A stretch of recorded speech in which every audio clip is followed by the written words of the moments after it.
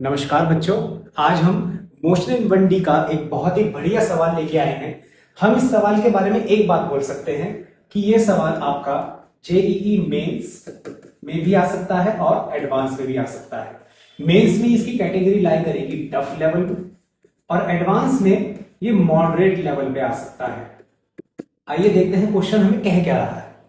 हाँ, a ball is throne upward with initial velocity v not, यानी कि हमें सिंपल यहां गिवन है कि u की वैल्यू v नॉट है from the surface of earth. ठीक है, motion of ball is affected by a drag force.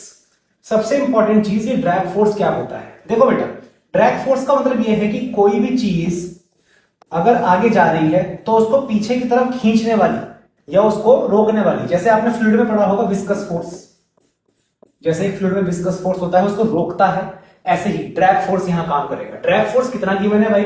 m gamma v square, m gamma v square.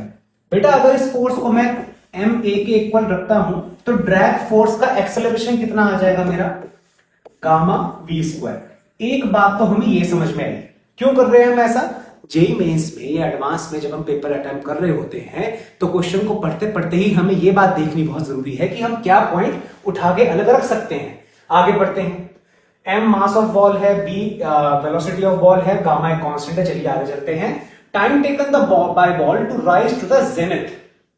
अब देखो, आपकी इंग्लिश यहां पे थोड़ी सी बच्चों टेस्ट होगी। बेटा जेनिथ का मतलब होता है, यहां लिख देते हैं अपन, जेनिथ का मतलब है मैक्सिमम हाइट। जेनिथ का क्या मतलब है बेटा? Maximum height. तो यहां से अपन को एक बात और समझ में आई कि v की वैल्यू, v मतलब यहां पे फाइनल वेलोसिटी, चलो vf लिख लेते हैं। vf कितना हो गया? 0, यानी कि इनिशियल वैल्यू है v नॉट और फाइनल वैल्यू है 0। आगे देखते हैं। अब एक बात ध्यान से देखो, यहां बनाते हैं इसको। बेटा ये बॉल है, ये ऊपर जा रही है। भूल जाओ कोई ड्रैग फोर्स था। अगर ये बॉल उस समय यहां होती तो इसके ऊपर नीचे की तरफ ओनली क्या लग रहा होता बेटा? जी लग रहा होता। लेकिन अभी क्या है? एक ड्रैग फोर्स भी है जिसकी वजह से एक्सेलरेशन क्या आ गया हमारा? गामा v स्क्वायर आ गया। तो क्या मैं कह सकता हूं इस बॉल के ऊपर लगने वाला एक्सेलरेशन हमारा है minus of G plus gamma v square, minus of G plus gamma we square. Sir negative क्यों लिया गया है? हाँ, नेगेटिव क्यों लिया गया है? मोशन अंडर ग्रेविटी में हम क्या कहते थे कि जो चीज डाउनवर्ड लग रही हो उसको क्या मान लो? नेगेटिव। जी भी नीचे लग रहा, गामा वी स्क्वायर भी नीचे लग रहा। अब दोनों नीचे लग रहे हैं तो नेट एक्सेलरेशन क्या हो जाएगा? जी प्लस गामा वी स्क्वायर। नीचे लग रहे हैं तो क्या हो जाएगा? माइनस का साइन आ जाएगा। चलो हमें क्या निकालना है भाई? Time taken. Time taken, ball आ गई अपने मैक्सिमम हाइट पे, यहां वेलोसिटी हो गई 0, यहां पे वेलोसिटी है v नॉट, यहां पे टाइम की वैल्यू रही होगी 0, यहां पे टाइम की वैल्यू रही होगी t। यानी कि यहां पे हमें इनिशियल वेलोसिटी गिवन है, फाइनल गिवन है। इनिशियल टाइम 0 है, फाइनल टाइम हमारा t हो गया, यानी कि v और t कुछ गिवन है और एक्सेलरेशन गिवन है। हमें t की वैल्यू निकालनी है। तो हम क्या करें? तो करें क्या? हम यहां पे काइनेमेटिक्स की इक्वेशन, जो 3 इक्वेशन है, v equal to U plus A T, S equal to U T plus half A T square, V square equal to U square plus 2s, नहीं लगा सकते। क्यों नहीं लगा सकते? वो तीनों इक्वेशन तब वैलिड होती है जब हमारा एक्सेलरेशन क्या होता है बेटा? कांस्टेंट होता है। आप ध्यान से देखो, यहां पे आपका ड्रैग फोर्स डिपेंड कर रहा है वी स्क्वायर, यहां पे आपका ड्रैग फोर्स डिपेंड कर रहा है वी स्क्वायर पे, और करता भी है। आपने ये पढ़ा होगा फ्लूइड में, ईटा आर बी, यहां पे आपका drag force is proportional to velocity, करता भी है। तो जैसे जैसे वेलोसिटी बढ़ेगी फोर्स हमारा चेंज होगा, यानी कि हमारा एक्सेलरेशन कांस्टेंट नहीं है, तो हम काइनेमेटिक्स इक्वेशन नहीं लगा सकते। सर क्या लगाया जाएगा यहां पे? हाँ, यहां पे लगेगा dv बाई dt। ये ऑलवेज वैलिड होता है। क्या मैं एक्सेलरेशन को dv बाई dt लिख सकता हूं? बिल्कुल लिख सकते हैं, जिसकी वैल्यू क्या हो जाएगी? Minus g plus gamma we square. बहुत ही बढ़िया। हमको क्या निकालना है? टी निकालना है। आओ देखते हैं। मैं इसको कह सकता हूं dv upon g plus gamma we square. एक काम करते हैं, माइनस को भी यहां नहीं रखते, माइनस को उधर ही रख लेंगे, equals to minus of dt, equal to minus of dt। अब हम क्या करेंगे बेटा? दोनों तरफ इंटीग्रेट कर देंगे। इंटीग्रेट कैसे होगा और देखते हैं। जी प्लस गामा बी स्क्वायर, जी प्लस गामा बी स्क्वायर। अब यहां आपकी मैथ्स बहुत इंपॉर्टेंट है। मैथ्स कैसे इंपॉर्टेंट है आइए देखते हैं। Integration dx upon x square plus a square, क्या इसका इंटीग्रेशन आप लोग जानते हो? जो जो जानते हैं यहां से पॉज करें वीडियो को और कंटिन्यू करें, जो नहीं जानते आइए देखते हैं। इसका इंटीग्रेशन होता है 1/a tan inverse x by a, 1/a tan inverse x by a. आइए देखते हैं, कंपेयर करो बेटा। एक्स स्क्वायर dx यहां पे एलिमेंट है, यहां पे एलिमेंट dv है, नीचे ये रहा v स्क्वायर, साथ में गामा भी है। तो क्या मैं ए स्क्वायर यहां से कुछ बना सकता हूं? बिल्कुल बना सकता हूं। ये कुछ ऐसा बन जाएगा dv upon g by gamma plus v square और एक भाग गामा आ जाएगा, और इसको मैं लिख सकता हूं रूट में under root g by gamma का whole square, under root g by gamma का होल स्क्वायर। अब इसको अपन को इंटीग्रेट करना है, माइनस इंटीग्रेशन ऑफ dt। क्या आप बच्चों को यहां तक बात समझ में आई या नहीं आई? दोबारा देखते हैं क्या किया हमने एक्सेलरेशन को बेटा क्या रखा है? हमने एक्सेलरेशन को रखा है dv बाय dt। क्यों रखा है? क्योंकि हम काइनेमेटिक्स इक्वेशन यहां पे नहीं लगा सकते हैं, ठीक है। dv बाय dt में हमारा एलिमेंट v dv है, तो dv के नीचे हमारा v वाला एलिमेंट आ गया, उधर हो गया माइनस ऑफ dt।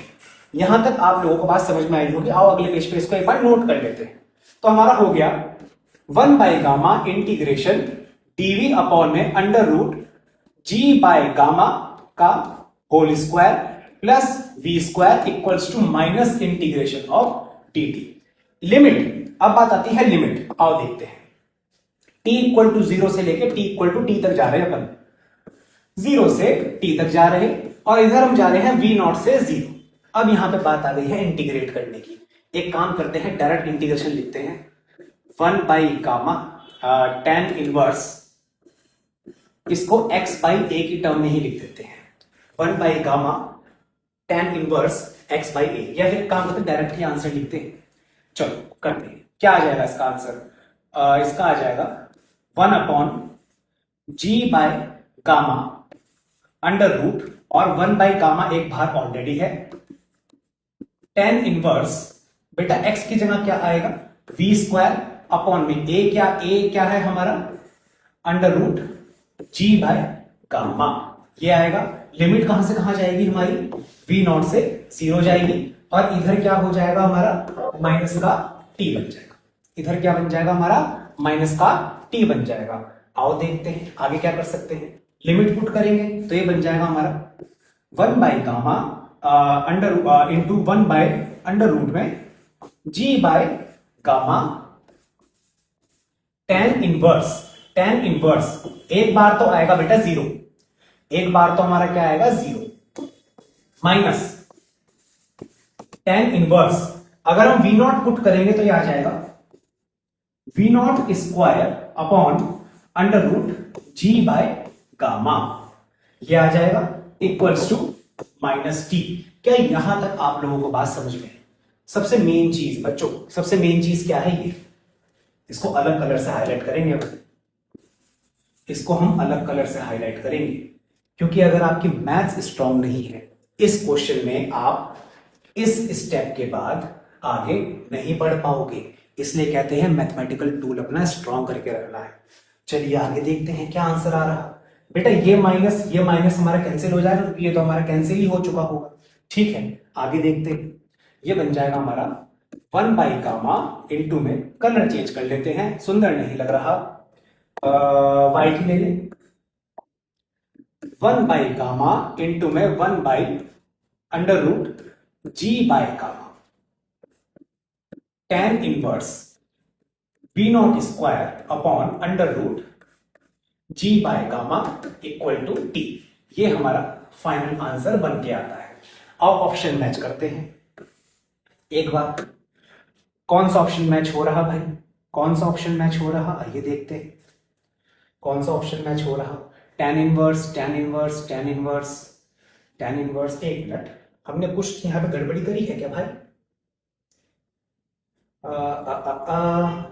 हाँ, हमने गड़बड़ी क्या करी है, हमने यहाँ पे गलती से स्क्वायर लगा दिया बेटा, हमने यहाँ पे गलती से स्क्वायर लगा दिया है, बाय मिस्टेक लग गया है। यहाँ पे स्क्वायर नहीं आएगा, ठीक है, यहाँ स्क्वायर नहीं आएगा। V naught upon root g by gamma है। आओ ऑप्शन मैच करते हैं। V naught upon g by gamma, ये मैच हो रहा है, tan इनवर्स भी है, लेकिन यहाँ पे देखिए अंडर रूट में 1 बाई गामा जी है, तो हम क्या कर सकते हैं, इस गामा को अंदर मल्टीप्लाई कर दे तो ये हो जाएगा gamma square g by gamma, तो एक गामा से एक गामा कैंसिल हो जाएगा, तो हमारा फाइनल आंसर क्या बनेगा बेटा, under root gamma g, bracket में इसको अलग से लिख लेंगे, tan inverse v naught upon under root g by gamma. ये हमारा आंसर है।